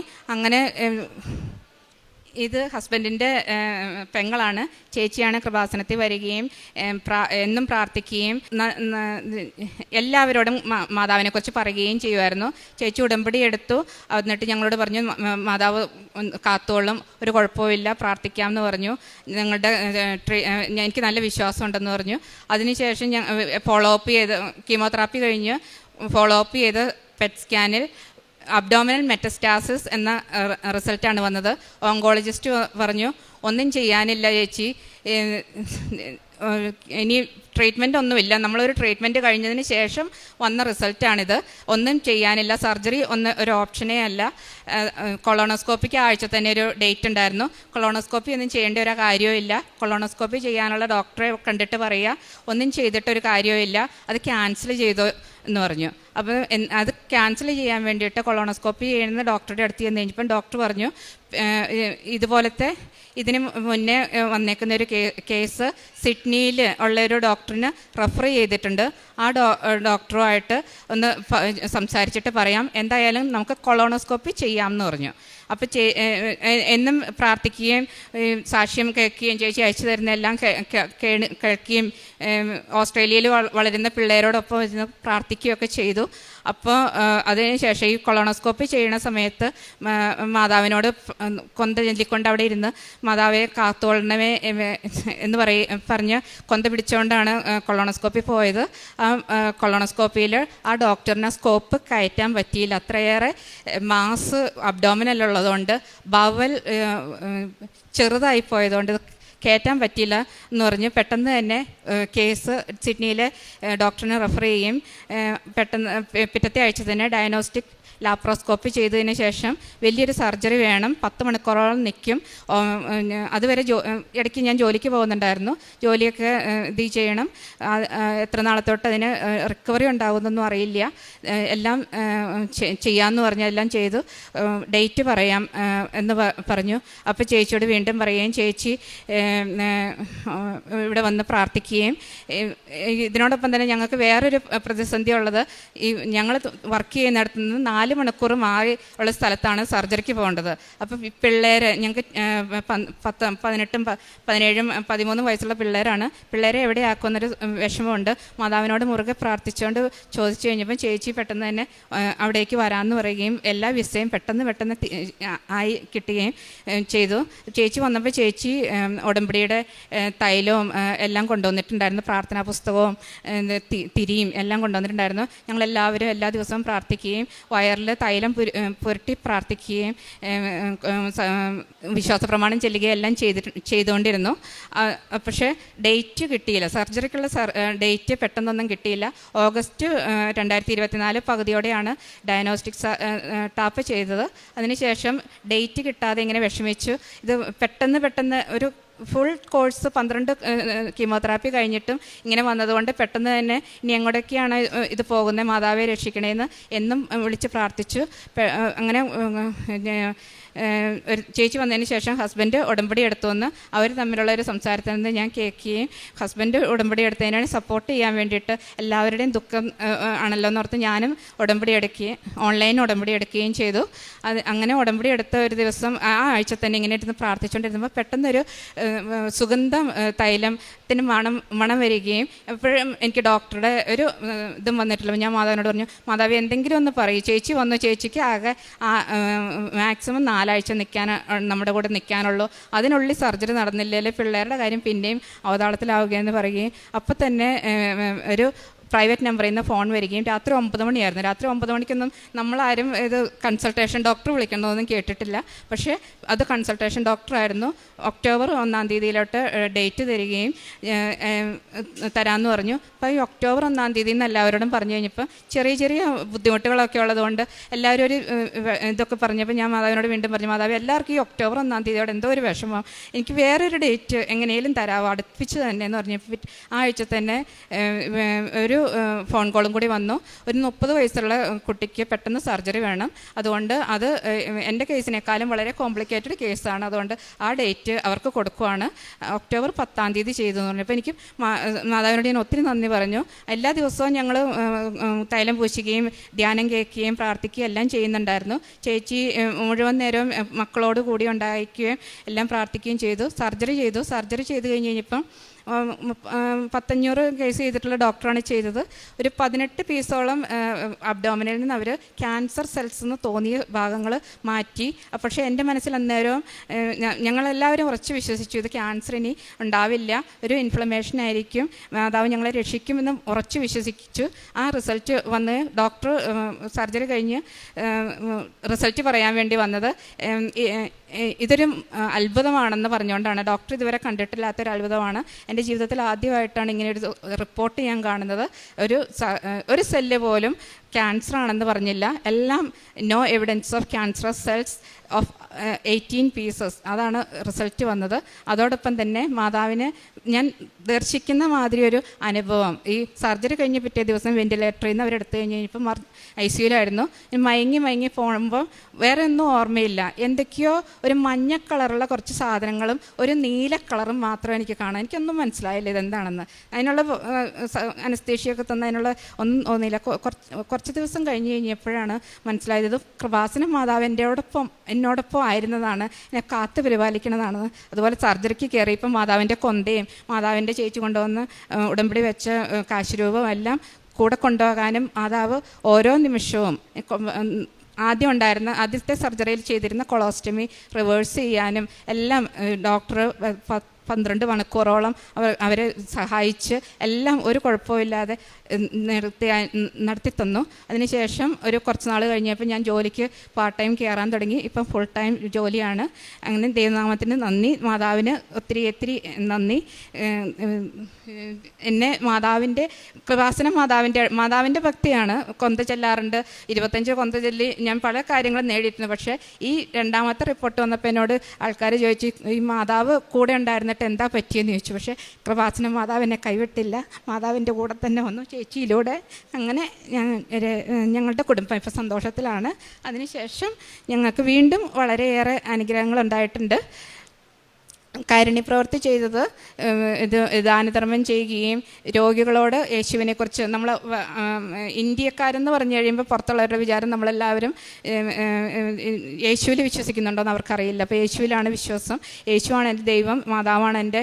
ഞാൻ കൊന്ത ഇട്ടുകൊണ്ട് നടക്കാറുണ്ട്, കൊന്ത കൈച്ചെയിനായിട്ട് യൂസ് ചെയ്യാറുണ്ട്. അന്നേരം എല്ലാം അവർ മാതാവിൽ വിശ്വാസം ഉണ്ടോ എന്ന് ചോദിക്കുകയും അവർ നമ്മളോടൊപ്പം തന്നെ മാതാവിൽ വിശ്വസിക്കുകയും ചെയ്യും. അവർക്കും അത് ഒരു അനുഭവമായിരുന്നു. അവരുടെ ദുഃഖങ്ങളിലും ഇത് ചെയ്തു. പിള്ളേർക്കാണേലും വിശ്വാസത്തിൽ ഉറച്ച് വിശ്വസിക്കാനായിട്ട് സഹായിച്ചു. പിന്നീട് ഞാനൊരു ലൈറ്റ് ക്യാൻഡിൽ എടുത്തിട്ടുണ്ട്. എൻ്റെ ചേച്ചിക്ക് ഒരു കുഴപ്പമില്ലാതെ എന്നെ വന്ന് നോക്കിയ ചേച്ചിക്ക് ഇത് ക്യാൻസർ ആണെന്ന് പറഞ്ഞപ്പോഴാണ് ആ മാതാവും അതും എല്ലാം ഒരു കുഴപ്പമില്ലാതെ അവളും എന്നോടൊപ്പം തന്നെ ഇപ്പോൾ ഇവിടെ നിൽക്കാനായിട്ട് മാതാവ് അനുഗ്രഹം തന്നു. 2 വർഷത്തിനുള്ളിൽ 2 അനുഭവങ്ങളും ഒത്തിരിയേറെ അനുഗ്രഹങ്ങളും മാതാവ് ഞങ്ങൾക്ക് തന്ന ദൈവകുമാരന് നന്ദി, മാതാവിന് നന്ദി. ഈ പുണ്യാൽത്താരയിൽ വന്ന് നിന്ന് ഈ സാക്ഷ്യം പറയാൻ അവസരം തന്ന പരിശുദ്ധ അമ്മയ്ക്കും ഈശോപ്പായ്ക്കും കോടാനുകോടി നന്ദി പറയുന്നു. എൻ്റെ വീട് അങ്കമാലി കിടങ്ങൂർ ഇൻഫന്റ് ജീസസ് ഇടവകയിൽ നിന്ന് വരുന്നു. എൻ്റെ പേര് ജിസ ബേബിച്ചൻ. എനിക്ക് ഈ കഴിഞ്ഞ ഫെബ്രുവരി മാസത്തിലൊരു ഇൻസിഡൻറ്റ് ഉണ്ടായിരുന്നു. ഇവിടെ അടുത്ത് പോയി വന്നു കഴിഞ്ഞപ്പോൾ ഞാൻ വെറുതെ ഒരു സ്കാൻ ചെയ്തതാണ്. അപ്പോൾ എനിക്ക് ക്യാൻസർ ആണെന്ന് അറിഞ്ഞു. അത് കഴിഞ്ഞപ്പോൾ കുഴപ്പമില്ല, എല്ലാം ട്രീറ്റ്മെൻറ്റ് എല്ലാം കഴിഞ്ഞു, ഞാൻ സുഖമായിട്ടിരിക്കുന്നു. എപ്പോഴും മാതാവ് എൻ്റെ കൂടെ ഉണ്ടായിരുന്നു. എനിക്ക് വലിയ പ്രശ്നങ്ങളൊന്നും ഉണ്ടായിരുന്നില്ല. കീമോ ചെയ്താലും ഞാനൊക്കെ സ്റ്റേണായിരുന്നു. പെട്ടെന്ന് ക്യൂറായി. ഞാൻ അച്ഛൻ്റെ അടുത്ത് വന്ന് പ്രാർത്ഥന സഹായം അപേക്ഷിച്ചിരുന്നു. എല്ലാത്തിനും അമ്മ നൽകിയ അനുഗ്രഹങ്ങൾക്ക് കോടാനുകോടി നന്ദി പറഞ്ഞുകൊണ്ട് ഞാൻ നിർത്തുന്നു. 1 ദിനവൃത്താന്തം 5:20. ദൈവത്തിൽ വിശ്വാസമർപ്പിക്കുകയും അവിടുത്തെ വിളിച്ചപേക്ഷിക്കുകയും ചെയ്തപ്പോൾ അവിടുന്ന് അവരുടെ പ്രാർത്ഥന കേട്ടു. ലിജി എന്ന ഈ സഹോദരിയും ജസി എന്ന സഹോദരിയും അമ്മ മാതാവിൻ്റെ ശക്തമായ സംരക്ഷണയിൽ ഈ മക്കൾക്ക് ലഭിച്ച വലിയ രോഗസൗഖ്യത്തെ സന്തോഷത്തോടുകൂടി ഈ എൽത്താരയിൽ സാക്ഷ്യപ്പെടുത്തുകയാണ്. ലിജിയുടെ രോഗക്ലേശങ്ങളെക്കുറിച്ചാണ് നമ്മൾ കേട്ടത്. ആദ്യം ഒരു പരിശോധനയിൽ ക്യാൻസർ ഉണ്ടെന്ന് പറഞ്ഞുകൊണ്ട് ചികിത്സ തുടങ്ങുന്ന വ്യക്തി പിന്നീട് വല്ലാത്ത വിധത്തിൽ കൂടിപ്പോകുന്ന സാഹചര്യങ്ങൾ, അത് സഹോദരി സൂചിപ്പിച്ചു. 18 സാമ്പിളുകൾ 18 ഇൻറ്റേർണൽ ഓർഗൻസിൽ നിന്നായിട്ട് കളക്ട് ചെയ്തുകൊണ്ട് അത് ക്യാൻസറസ് എന്ന് ഉറപ്പിച്ചുകൊണ്ടാണ് ഡോക്ടർമാർ മുന്നോട്ട് പോകുന്നത്. ഏറ്റവും ആധുനികമായ രീതിയിലുള്ള ഓപ്പറേഷൻ, ഏറ്റവും പ്രാപ്തിയുള്ള ഡോക്ടർ, പുള്ളി ഏറ്റവും ക്രിട്ടിക്കലായിട്ടുള്ള 500 സർജറി ചെയ്ത വിദഗ്ധൻ. അദ്ദേഹം ഈ സർജറി ചെയ്യുന്ന സമയം മുഴുവനും അധികമൊന്നും പ്രതീക്ഷ വേണ്ട എന്നതാണ് ശരിക്കും ഇവർക്ക് കൈമാറിയിരുന്ന മുഴുവൻ സന്ദേശവും. സഹോദരി പറയുന്നുണ്ട്, ഓസ്ട്രേലിയയിലായിരിക്കുമ്പോൾ ഇവിടെ കൂടെയുള്ള മൂത്ത ചേച്ചിയാണ് ഉടമ്പടി എടുക്കുന്നത്. ചേച്ചിയാണ് പിന്നീട് നാട്ടിൽ നിന്ന് അങ്ങോട്ടേക്ക് സഹോദരിയെ ശുശ്രൂഷിക്കുവാൻ പോകുന്നത്. നേർച്ച വസ്തുക്കളെല്ലാം നിരന്തരം കൊടുത്തുകൊണ്ട് പൂർണ്ണമായ ശരണത്തിലും വിശ്വാസത്തിലും അമ്മയുടെ തിരുനടയിൽ പ്രാർത്ഥിച്ചു കൊണ്ടിരുന്നു. ചേച്ചിയെ കൊണ്ട് ഓൺലൈൻ ഉടമ്പടി എടുപ്പിച്ചു. അങ്ങനെ അച്ഛൻ്റെ ധ്യാനം കൂടിയും അമ്മയുടെ അരികിൽ നിരന്തരമായി പ്രാർത്ഥന സമർപ്പിച്ചും രാവിലെ ഡെയിലി ബ്രെഡിൽ നിരന്തരമായി പങ്കുചേർന്നുകൊണ്ടും 2 പേരും രോഗത്തിൻ്റെ പൂർണ്ണമായ സൗഖ്യത്തിന് വേണ്ടിയാണ് ആ നാളുകളിൽ പ്രാർത്ഥിച്ചത്. എല്ലാവരും ക്യാൻസർ എന്ന് ഉറപ്പിച്ച വളരെ ഗുരുതരമായി 13 മണിക്കൂറോളം 10 മണിക്കൂറിലേറെ ഓപ്പറേഷൻ ചെയ്ത കേസാണിത്. ആ കേസിലാണ് ഡോക്ടർ തന്നെ തിരികെ വന്ന് അത്ഭുതത്തോടുകൂടി ഈ രോഗിയോട്, ലിജിയോട് പറയുന്നത്, എൻ്റെ ഇത്രയും നാളുള്ള ഈ വൈദ്യ ജീവിതത്തിൽ ഇതാദ്യത്തെ ഒരു അനുഭവമാണ്. ഇത്രയും ഉറപ്പിച്ച് ചെയ്തൊരു ഓപ്പറേഷൻ ഒരു കുഴപ്പവുമില്ലാതെ ക്യാൻസറസിൻ്റെ ഒരു സെല്ല് പോലും ഇല്ലെന്ന് എല്ലാ സാമ്പിളും 18 സാമ്പിളും ഒരുപോലെ പറഞ്ഞുകൊണ്ട് റിപ്പോർട്ട് കിട്ടുന്നത്. എന്നിട്ട് ലിജി പറയുന്നുണ്ട്, എന്നിട്ട് ചോദ്യം, നിങ്ങൾ എവിടെയാണ് ആശ്രയിച്ചത്, എന്താ നിങ്ങൾ ചെയ്തുകൊണ്ടിരുന്നത്? ഉടനെ ലിജി കൃപാസനം പ്രാർത്ഥനാ പുസ്തകം കാണിക്കുമ്പോൾ ഡോക്ടർ അതിൻ്റെ പ്രഘുവശം ഇംഗ്ലീഷിൽ എഴുതിയിരുന്നത് മൊത്തം വായിച്ചുകൊണ്ട് അത് ഗുഡെന്നും അത് അമേസിംഗ് എന്നും പറഞ്ഞുകൊണ്ട് അതിനെ അപ്രീഷിയേറ്റ് ചെയ്തത് കൃത്യമായി ലിജി സൂചിപ്പിക്കുന്നുണ്ടായിരുന്നു. ഇത് നമുക്ക് മാനുഷികമായ ബുദ്ധിയിൽ ജീവിതം തന്നെ ഏറ്റവും ഗുരുതരമായി, ദയനീയമായി, രോഗം കൊണ്ട് മുന്നോട്ടിന് യാത്രയില്ലാത്ത വിധം ജീവിതം ദുസ്സഹമായി തീരുമ്പോഴും അമ്മയുടെ കരങ്ങളിലേക്ക് ഏൽപ്പിച്ചു കൊടുത്ത് ഉടമ്പടി തൈലം പൂശി പ്രാർത്ഥിച്ച് ഉടമ്പടി ഉപ്പ് ഉള്ളിൽ ആഹരിച്ചുകൊണ്ട് കൃത്യമായി അമ്മയുടെ കരങ്ങളിലേക്ക് എൻ്റെ കർത്താവിൻ്റെ തിരുരക്തത്തിന് സൗഖ്യപ്പെടുത്തുവാനാവാത്തതായി ഒന്നുമില്ല, എൻ്റെ അമ്മ മാതാവിന് അറിയാത്തതായി ഒന്നുമില്ല. ഈ ലോകത്തിൽ ആരെന്ത് ചെയ്യുന്നുവോ അതിനപ്പുറം എൻ്റെ ഈശോയെ കൊണ്ട് ചെയ്തു തരുവാൻ എൻ്റെ അമ്മ മാതാവിന് സാധിക്കുമെന്ന പൂർണ്ണമായ ശരണവും വിശ്വാസവുമാണ് ജീവിതം ദയനീയമായി രോഗക്കിടക്കയിലായ നാളുകളിൽ ഈ സഹോദരിയെ കൃപാസന മാതാവിൽ ശരണപ്പെട്ട് പ്രാർത്ഥിക്കുവാനും ആ ചികിത്സയുടെ മുഴുവൻ നാളുകളിലും അമ്മയോട് ചേർന്നുകൊണ്ട് ഈ ക്യാൻസർ എന്ന രോഗത്തിൽ നിന്ന് പൂർണ്ണമായ സൗഖ്യം ഒരു സിമ്പിൾ എലമെൻ്റ് പോലും ഇല്ലാതെ സഹായിക്കണമെന്ന് കരുതി പ്രാർത്ഥിച്ച് അത് അനുഗ്രഹവും സൗഖ്യവുമായി തീർന്നതിനെ ഈ അൾത്താരയിൽ സാക്ഷ്യപ്പെടുത്തുന്നത്.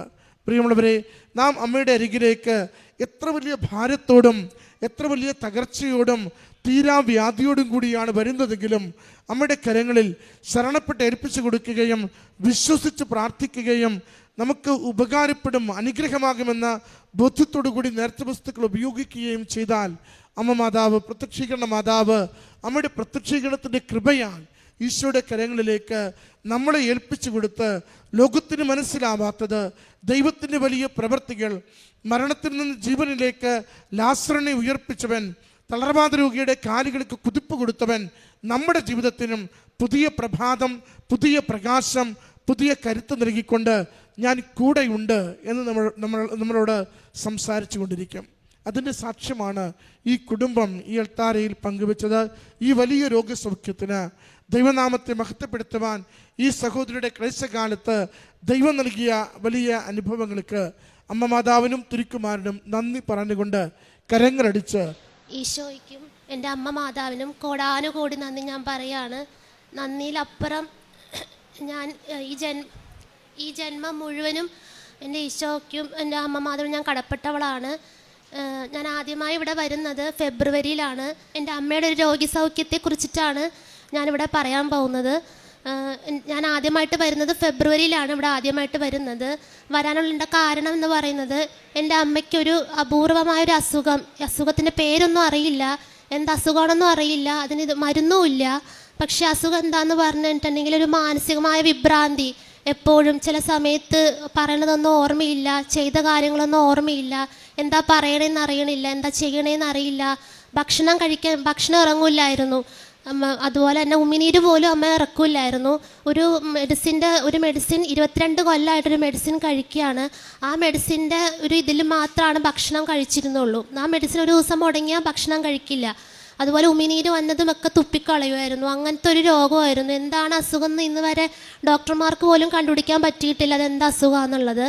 അങ്ങനെ ഞങ്ങൾ വിഷമത്തോടുകൂടി അങ്ങനെ 22 കൊല്ലമായിട്ട് ആ മെഡിസിൻ ഇങ്ങനെ തുടർച്ചയായിട്ട് കഴിച്ചുകൊണ്ടേ ഇരിക്കുകയാണ്.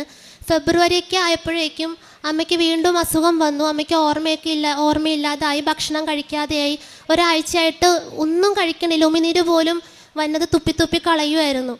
അങ്ങനെ എൻ്റെ വല്യമ്മയാണ് ആദ്യമായിട്ട് മോനെ നമുക്ക് അന്നായിരുന്നു അമ്മയടുത്തൊന്ന് കൊണ്ടുപോയി നോക്കാം, കൃപാസനത്തിൽ അമ്മയടുത്തൊന്ന് കൊണ്ടുപോയി നോക്കാം, ഇനി അവസാന വഴി അതേ ഉള്ളൂ, വേറെ വഴിയൊന്നുമില്ല, ഡോക്ടർമാർക്ക് കൊണ്ടുപോയാലും അവർ ചെക്കപ്പ് ചെയ്യുമ്പോഴൊക്കെ ഒരു അസുഖവും ഇല്ല എന്നാണ് പറഞ്ഞു വിടണത്.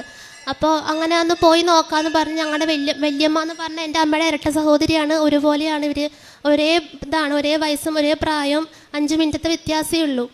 വല്യമ്മയാണ് ഞങ്ങൾ ആദ്യമായിട്ട് ഇങ്ങോട്ട് കൊണ്ടുവന്ന് ഞാൻ അന്നത്തെ ദിവസം അമ്മയുടെ അടുത്ത് ഞാൻ ആദ്യം അച്ഛൻ്റെ കൈവെപ്പ് ശുശ്രൂഷ കിട്ടുമെന്ന് കരുതിയാണ് അന്ന് വന്നത്.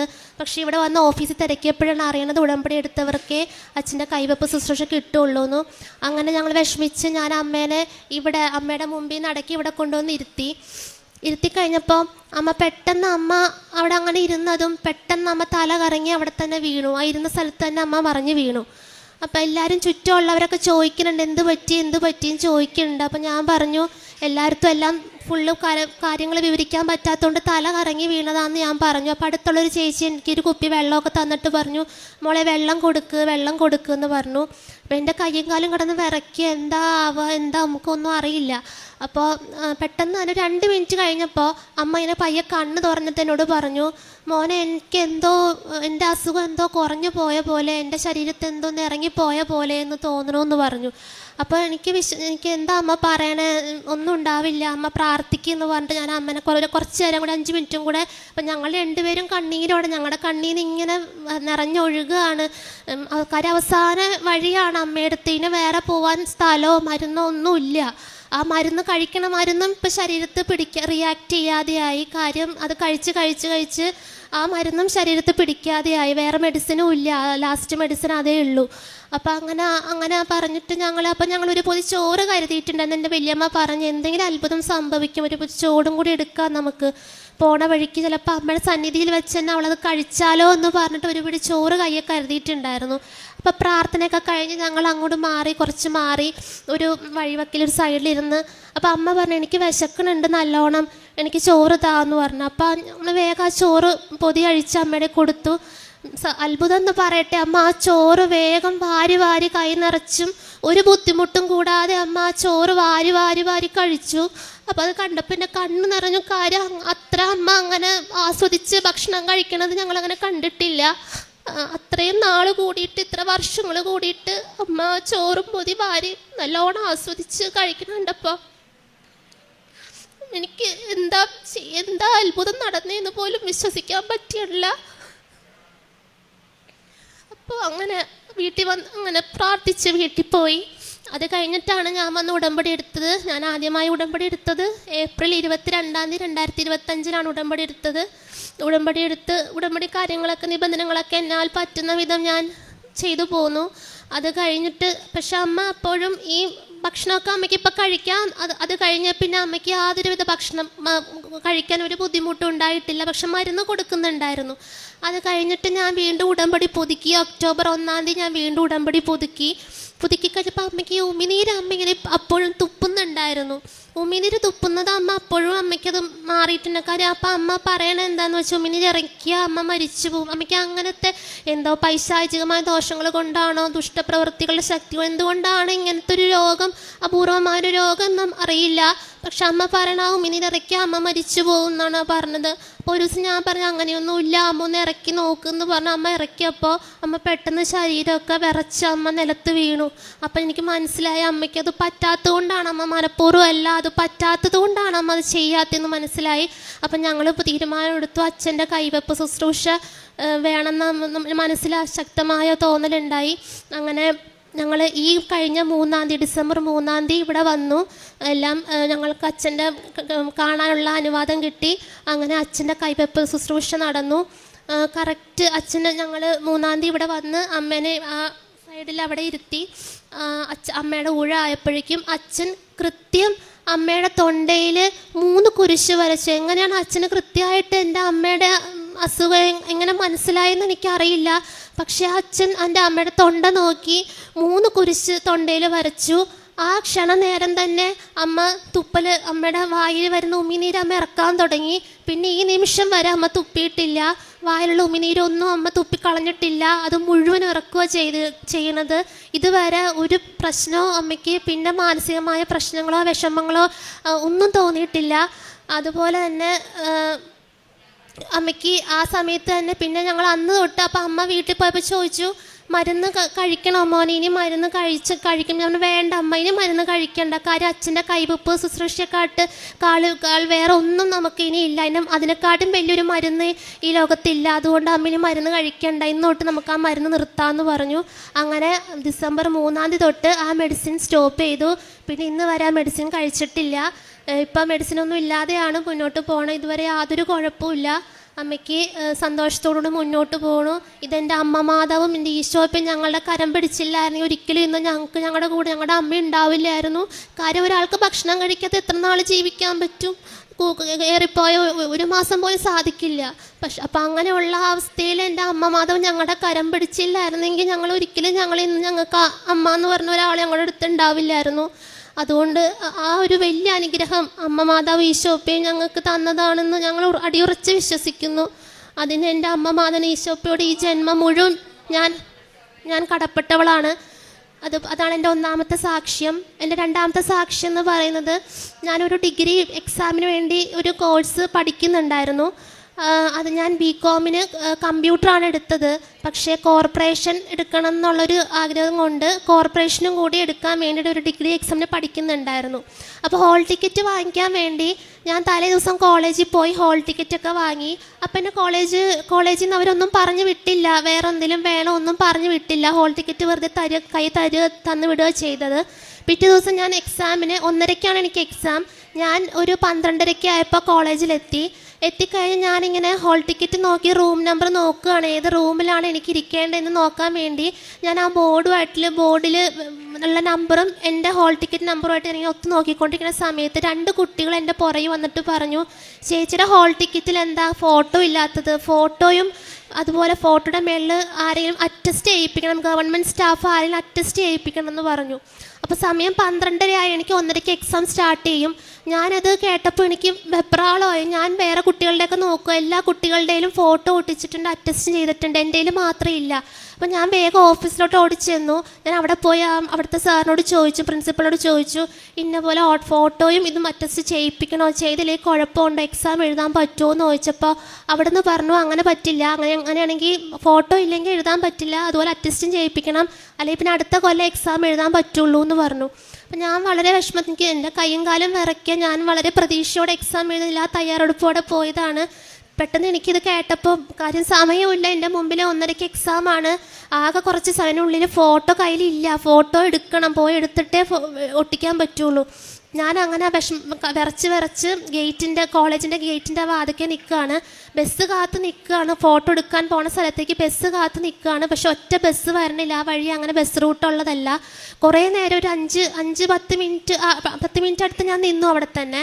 പെട്ടെന്ന് ഒരു ഓട്ടോറിക്ഷ എൻ്റെ മുമ്പിൽ വന്നു. അപ്പോൾ എൻ്റെ മനസ്സെന്നോട് പറഞ്ഞു, നീ അതിന് കൈ കാണിക്കാൻ പറഞ്ഞു. ഞാൻ വേഗം ഓട്ടോറിക്ഷ കൈ കാണിച്ച് ഓട്ടോറിക്ഷക്കാരൻ്റെ മുമ്പിൽ നിർത്തി.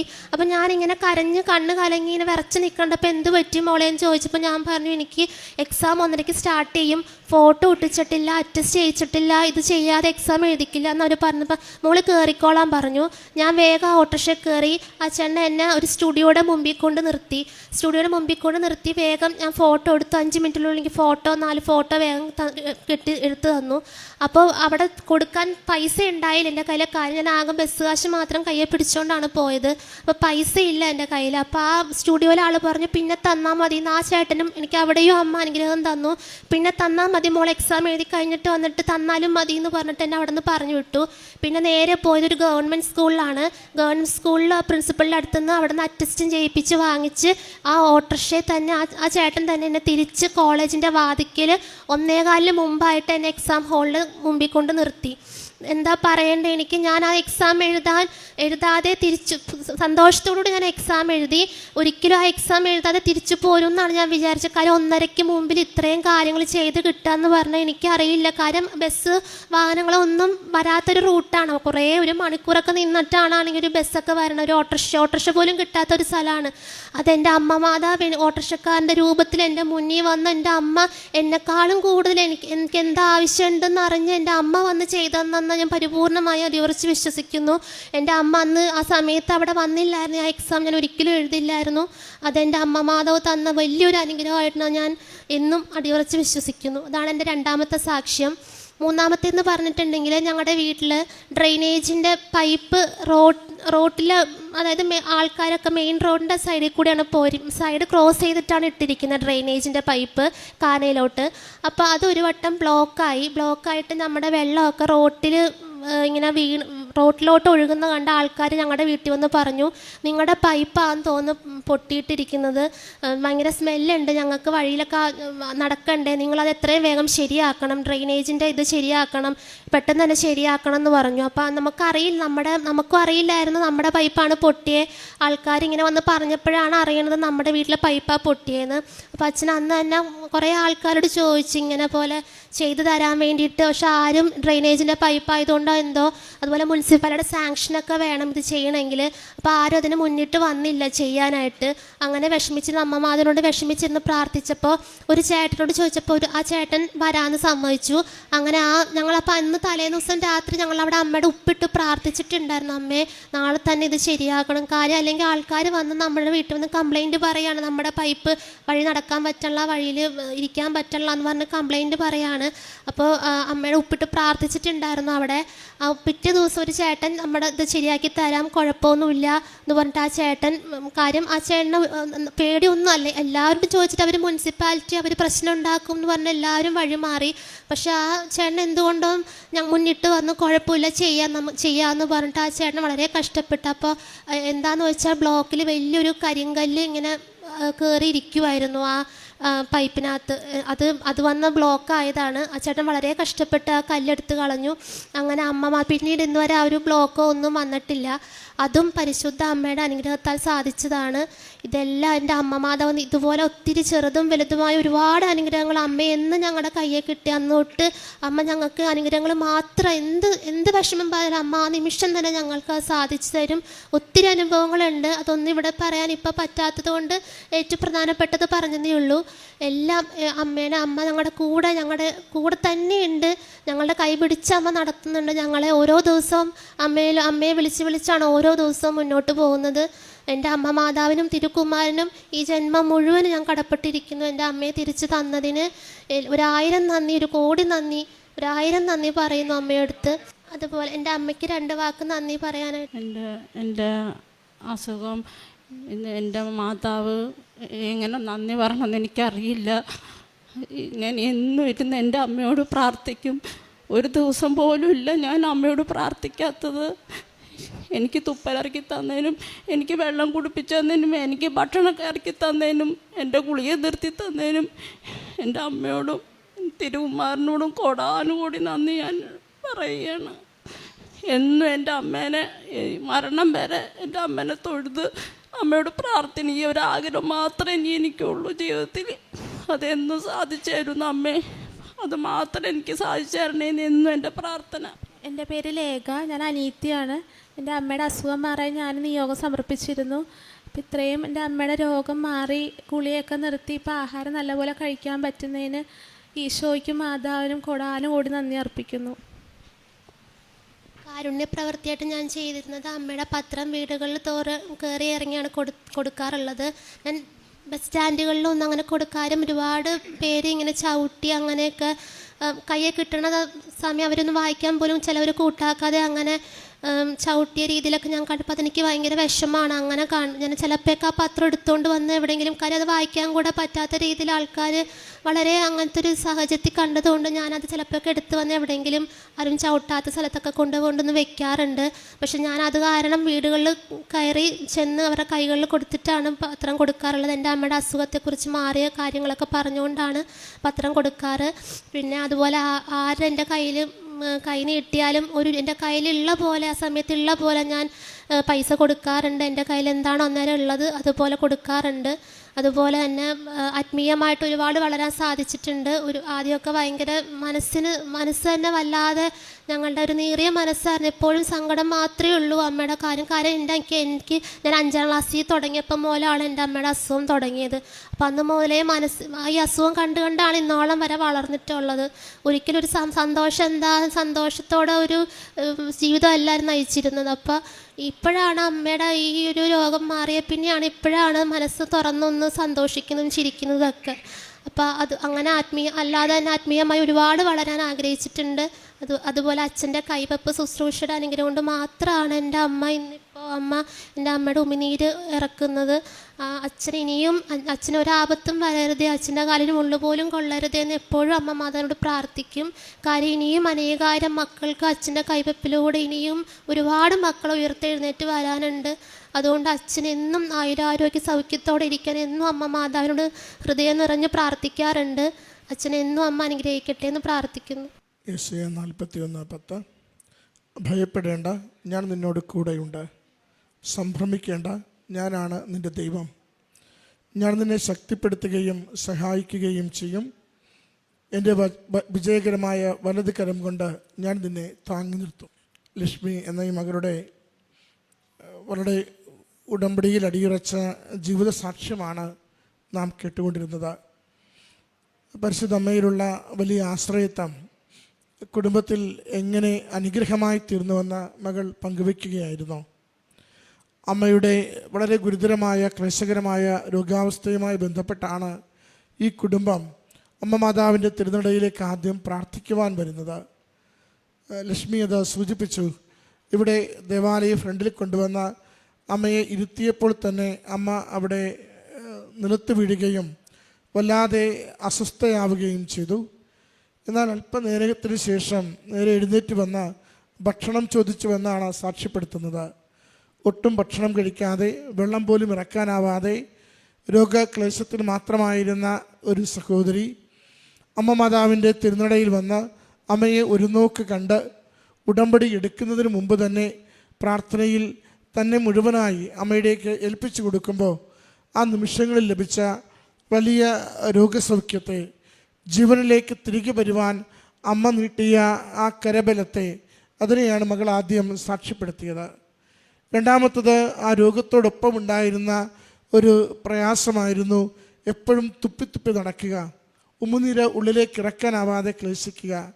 അത് മകൾ പറഞ്ഞുവത് ഉടമ്പടി എടുത്തതിന് ശേഷം അച്ഛനെ കാണാൻ വേണ്ടി ചീട്ടെടുക്കുകയും അങ്ങനെ അച്ഛൻ ഇവിടെ പ്രാർത്ഥിക്കുന്ന സമയത്ത്, കൈവെപ്പ് ശുശ്രൂഷയുടെ സമയത്ത് ഒന്നും അങ്ങോട്ട് പറയാതെ അച്ഛൻ നേരെ തൻ്റെ തള്ളവിരൽ കൊണ്ട് സൈത്ത് പൂശി അമ്മയുടെ തൊണ്ടക്കുടലിൽ 3 തവണ കുരിശടയാളം വരച്ചുവെന്ന്.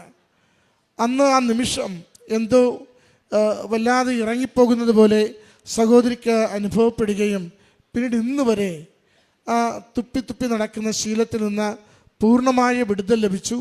മരുന്നെല്ലാം നിർത്തി, യാതൊരു മരുന്നും എടുക്കാതെ സാധാരണ പോലെ അമ്മയ്ക്ക് ആരോഗ്യം വീണ്ടും കിട്ടുന്നതിനെയാണ് സാക്ഷ്യപ്പെടുത്തുന്നത്. രണ്ടും ഉടമ്പടി ജീവിതം ഉടനടി പരിഹാരമെന്ന് കൃപാസനം പത്രത്തിൽ നാം നിരന്തരം വായിക്കുന്ന അതേ വാചകങ്ങളാണ് ഈ മകൾ ഈ അൾത്താരയിൽ സാക്ഷ്യപ്പെടുത്തുന്നത്. അമ്മയുടെ അരികിൽ വന്നൊരു നോക്ക് കണ്ട് ആ നിഷ്കളങ്കമായ ഭക്തിയിൽ, പൂർണ്ണമായ ശരണത്തിൽ, കണ്ണീരോടെ മറ്റൊരിടം ഇനി കൊണ്ടുപോകുവാനില്ല, അമ്മയുടെ സന്നിധി മാത്രമാണ് അവസാന ആശ്രയം, അല്ലെങ്കിൽ ഇനി മരണമേ ഉള്ളൂ എന്ന അത്ര കണ്ട് ദയനീയമായി ജീവിതത്തെ ഏൽപ്പിച്ചു കൊടുക്കുമ്പോൾ പരിശുദ്ധ അമ്മ ഈ അമ്മയെ എത്ര കണ്ട് ആരോഗ്യത്തിലേക്ക്, സംരക്ഷണയിലേക്ക് മാറ്റുന്നുവെന്ന് മകൾ സാക്ഷ്യപ്പെടുത്തുകയാണ്. ഉടമ്പടി എടുക്കുന്നവർക്ക് എപ്പോഴും ദൂതന്മാരുടെ സംരക്ഷണം ഉറപ്പാണെന്ന് നാം കാണാറുണ്ട്. അത് വ്യക്തികളായി തന്നെ ഇടപെടുന്നത്, സന്ദേശത്തിലൂടെ കൈമാറുന്നത്, സ്വപ്നത്തിൽ തെളിവുകളും അടയാളങ്ങളും മുന്നോട്ടുള്ള വഴികളും പറഞ്ഞു തരുന്നത് നമുക്ക് അനുഭവിക്കുവാനാവും. മകൾ പറയുന്നുണ്ട്, പരീക്ഷയ്ക്ക് വേണ്ടി ഹാളിൽ ചെല്ലുമ്പോഴാണ് ഹാൾ ടിക്കറ്റിൽ ഫോട്ടോ ഒട്ടിച്ചിട്ടില്ല, ഒരു ഗസറ്റഡ് ഓഫീസർ സിഗ്നേച്ചർ ചെയ്തിട്ടില്ലെന്ന് തിരിച്ചറിയുന്നത്. അത് മറ്റുള്ളവർ പറഞ്ഞ് അറിയുന്ന നിമിഷം മകൾ അതിൻ്റെ ക്ലേശാവസ്ഥയെല്ലാം പറഞ്ഞു. വാഹന സൗകര്യമില്ലാത്ത, വല്ലപ്പോഴും മാത്രം ഏതെങ്കിലും വാഹനം ഓടുന്ന റോഡരികിലേക്ക് ഇറങ്ങി നിൽക്കുമ്പോൾ എന്ത് ചെയ്യുമെന്നൊരു പിടുത്തവുമില്ല. പരീക്ഷ നഷ്ടപ്പെടുമെന്ന് ഏതാണ്ട് ഉറപ്പാകുമ്പോഴാണ് ഒരു വ്യക്തി ഓട്ടോ നിർത്തുന്നതും പിന്നീട് സ്വന്തമെന്നതുപോലെ കൊണ്ടു നടന്ന് ഫോട്ടോ എടുപ്പിച്ച് സ്കൂളിൽ കൊണ്ടുപോയി ഒപ്പുവെപ്പിച്ച് പരീക്ഷയുടെ സമയത്തിന് മുമ്പ് എത്തിച്ച് മകളെ കൊണ്ട് പരീക്ഷ എഴുതിക്കുന്നത്. മകളത് ഓരോ തവണയും പറയുന്നുണ്ട്, അത് അമ്മ മാതാവ് അയച്ചു തന്ന ഓട്ടോക്കാരനാണ്. കാരണം ഉടമ്പടിയിൽ എപ്പോഴും നമുക്കതങ്ങനെ തിരിച്ചറിയാൻ പറ്റും. നമ്മൾ ജീവിതമാകെ പ്രതിസന്ധിയിലായി, മുന്നോട്ടുള്ള ഗതിയില്ലാതെ, നാം വല്ലാതെ സ്റ്റക്കായി നിൽക്കുമ്പോൾ നമുക്ക് പുതിയ വഴികൾ തുറന്നു തരുവാൻ പുതിയ വ്യക്തികൾ നമ്മുടെ ജീവിതത്തിലേക്ക് കൊണ്ടുവന്ന് അമ്മ പ്രതിസന്ധികളെ അതിജീവിക്കുവാൻ നമ്മളെ സഹായിച്ചു കൊണ്ടിരിക്കും. അതിൻ്റെ സാക്ഷ്യമാണ് മകൾ ഏറ്റുപറഞ്ഞ് ഈ അൾത്താരയിൽ പങ്കുവെച്ചത്. മകളുടെ വാക്കുകളിൽ മുഴുവനും അമ്മയോടുള്ള നിഷ്കളങ്കമായ സ്നേഹമാണ്. കുടുംബത്തിലെല്ലാവരും സംസാരിച്ചു. ഓരോരുത്തരും വളരെ എളിമയോടുകൂടി അമ്മയുടെ അരികിൽ അവരുടെ ജീവിതത്തിലേക്ക്, കണ്ണീരിൻ്റെ ജീവിതത്തിലേക്ക്, അനാഥത്വത്തിൻ്റെ ജീവിതത്തിലേക്ക്, ദുഃഖങ്ങളുടെ ജീവിതത്തിലേക്ക്, രോഗങ്ങളുടെ ജീവിതത്തിലേക്ക് അമ്മ എങ്ങനെ കടന്നു വന്ന് ആശ്വാസം, സന്തോഷം, പ്രത്യാശ അത് പകർന്നുവെന്ന് സാക്ഷ്യത്തിലൂടെ പങ്കുവയ്ക്കുകയാണ്. പരിശുദ്ധമ്മയുടെ പ്രത്യക്ഷീകരണ സന്നിധാനത്തിൽ നാം ഏതൊരു നിയോഗം കൊടുക്കുമ്പോഴും നിയോഗത്തിനൊപ്പം ജീവിതം സമർപ്പിക്കുവാൻ നാം തയ്യാറാണെങ്കിൽ അതെപ്പോഴും നമ്മളെ ദൈവിക അനുഗ്രഹത്തിലേക്ക് നയിക്കുന്ന അടയാളങ്ങൾ നൽകിക്കൊണ്ട് അമ്മ കൂടെയുണ്ട് എന്ന് നമ്മളെ ഓർമ്മിപ്പിച്ചു കൊണ്ടിരിക്കും. അമ്മയുടെ ദിവ്യമായ സാന്നിധ്യം ഈ കുടുംബത്തിൽ അതിൻ്റെ എല്ലാ ക്ലേശ സമയങ്ങളിലും അനുഭവിച്ചത് മക്കൾ സാക്ഷ്യപ്പെടുത്തുകയാണ്. ഡ്രെയിനേജ് വിഷയത്തിലും എല്ലാവരും ഒഴിഞ്ഞു മാറി പോകുമ്പോൾ ഒരു വ്യക്തി മുന്നോട്ട് വന്ന് എല്ലാ കഷ്ടപ്പാടും ഏറ്റെടുത്ത് ആ കുടുംബത്തെ സഹായിച്ചതിനെയും സഹോദരി സൂചിപ്പിച്ചു. പ്രിയമുള്ളവരെ, നമ്മൾ ഏത് ആപത്തിലകപ്പെട്ടാലും കൂടെ നിന്ന് പരിശുദ്ധമ്മ ദൂതന്മാരെ അയച്ച് നമ്മുടെ ജീവിതങ്ങളെ സംരക്ഷിക്കുമെന്ന് ഈ കുടുംബം ഏറ്റുപറയുകയാണ്. അവൻ പറയുന്നത് പോലെ ചെയ്യുമെന്ന് യോഹന്നാൻ 2:5 ആ ശിഷ്യന്മാരോട് അമ്മ മാതാവ് പറയുന്നത്, ആ ശിഷ്യന്മാർ പ്രവർത്തിക്കുമ്പോൾ അത് അനുഗ്രഹമായി തീരുന്നത് പോലെ ഉടമ്പടിയിൽ നമ്മോട് എന്താണോ പറയുന്നത് അത് ചെയ്യുവാൻ നമ്മൾ തീരുമാനിച്ച് ജീവിക്കുമ്പോൾ നമ്മുടെ ജീവിത വിഷയങ്ങൾക്ക് മേൽ ദൈവികമായ പരിഹാരങ്ങൾ, നാം പോലും പ്രതീക്ഷിക്കാത്ത അനുഗ്രഹങ്ങൾ അമ്മ നമുക്ക് വേണ്ടി നേടിത്തരുന്നതും കൈകളിൽ വെച്ചു തരുന്നതും അനുഭവിക്കുവാനാവും. അതിൻ്റെ സുന്ദരമായ വിശ്വാസ സാക്ഷ്യങ്ങളാണ് ഈ കുടുംബം നമ്മുടെ മുമ്പിൽ പങ്കുവെച്ചത്.